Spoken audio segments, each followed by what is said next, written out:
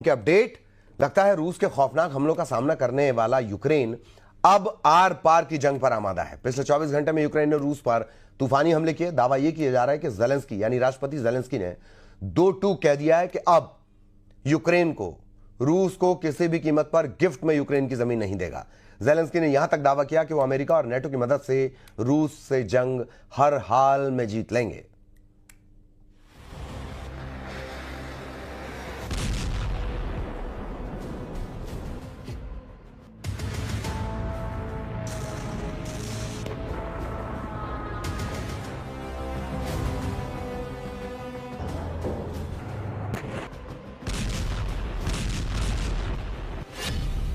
गुप्त हथियार से रूस पर हमला, जेलेंस्की ने किया जीत का दावा।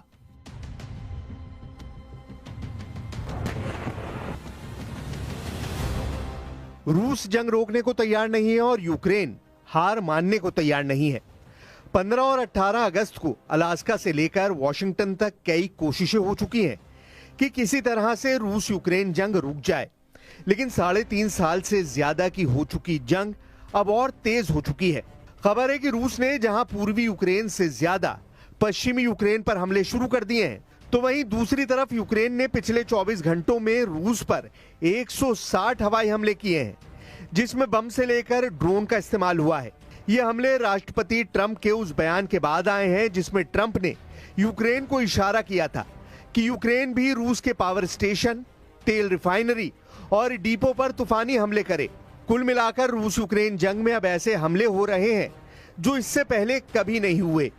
60 घंटे पहले रूस ने यूक्रेन पर अगस्त महीने का सबसे बड़ा हवाई हमला किया था, जिसमें 570 ड्रोन और 40 मिसाइलें इस्तेमाल हुई थी। 41 मिसाइलों में से रूस ने 33 क्रूज मिसाइलों से हमले किए थे। इसके अलावा रूस ने पहली बार यूक्रेन में मौजूद अमेरिका की एक इलेक्ट्रॉनिक कंपनी को भी क्रूज मिसाइलों के हमलों से उड़ा दिया था।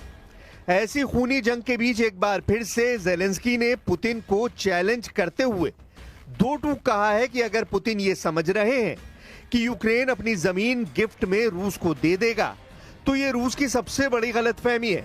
यूक्रेन अपनी जमीन का 1 इंच टुकड़ा भी रूस को नहीं देगा। हम आपको दिखा रहे हैं यूक्रेन के वो गुप्त हथियार रूस के लिए कैसे कयामत बनते जा रहे हैं। रूस पर यूक्रेन के 160 हवाई हमले।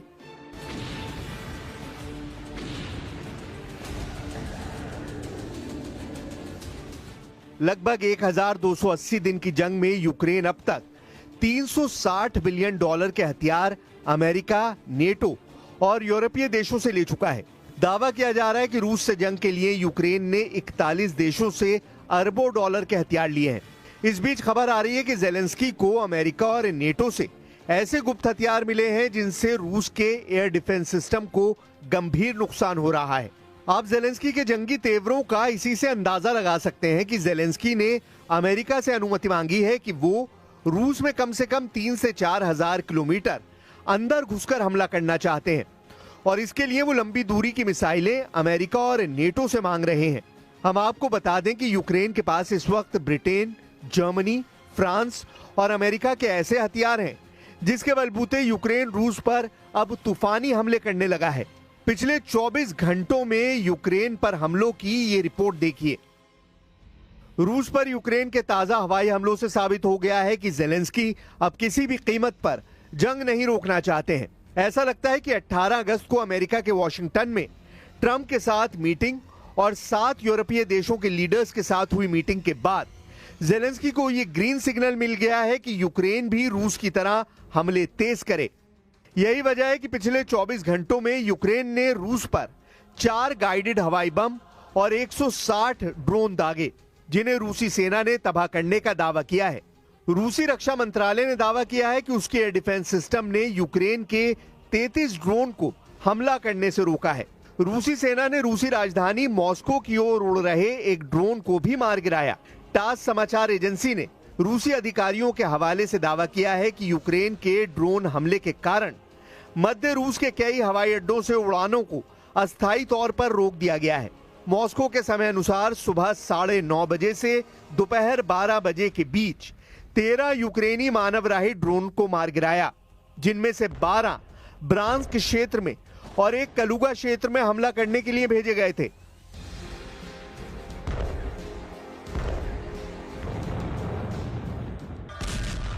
$8 लाख करोड़ के हथियारों से पुतिन को हराने की डील। एक तरफ यूक्रेन युद्ध को लेकर तमाम कोशिशें चल रही हैं, तो वहीं दूसरी तरफ ट्रंप के साथ ज़ेलेंस्की ऐसी डील करने में जुटे हैं ताकि पुतिन को जंग में हराया जा सके। पिछले 36 घंटों में ही रूसी सेना ने पूर्वी यूक्रेन के कई इलाकों पर ताबड़तोड़ हमले किए हैं। लेकिन देखने वाली बात तो यह है कि ज़ेलेंस्की को अभी भी लगता है कि अगर वो ट्रंप के साथ बड़ी हथियारों की डील कर लेंगे तो उससे पुतिन को काबू में करना आसान हो जाएगा।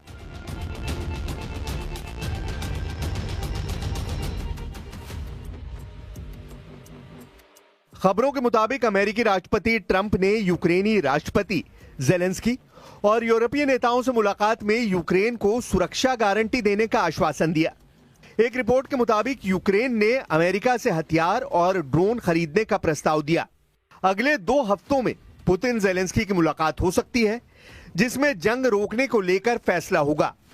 एक रिपोर्ट के मुताबिक यूक्रेन ने सुरक्षा गारंटी के बदले $100 अरब यानी 8.3 लाख करोड़ के अमेरिकी हथियार और $50 अरब यानी 4.15 लाख करोड़ के ड्रोन खरीदने का प्रस्ताव रखा है। यूक्रेन को ये पैसे यूरोपीय देश मिलकर देंगे। ट्रंप ने सोमवार को कहा था कि हम नेटो को ही हथियार बेचेंगे, नेटो चाहे तो हथियार यूक्रेन को दे। हथियार खरीद का यह प्रस्ताव ज़ेलेंस्की और ट्रंप की व्हाइट हाउस में होने वाली मुलाकात से पहले यूरोपीय सहयोगियों के साथ साझा किया गया था। अमेरिका से कौन से हथियार और ड्रोन खरीदे जाएंगे, इसकी पूरी डिटेल सामने नहीं आई है। हालांकि यूक्रेनी अधिकारियों ने मिसाइलों और डिफेंस डिवाइस के साथ शहरों और बुनियादी ढांचों की रक्षा के लिए 10 American made patriot air defence system की डिमांड की है। Мы не можем согласиться с тем, что теперь предлагаются вопросы безопасности, коллективной безопасности решать без Российской Федерации. Это не получится. Мы уже не раз объясняли, что Россия своих интересов не завышает, но наши законные интересы мы будем обеспечивать твердо и жестко. И я уверен, что на Западе, прежде всего в Соединенных Штатах, прекрасно понимают, что всерьез обсуждать вопросы обеспечения безопасности без Российской Федерации – это утопия, это путь в никуда.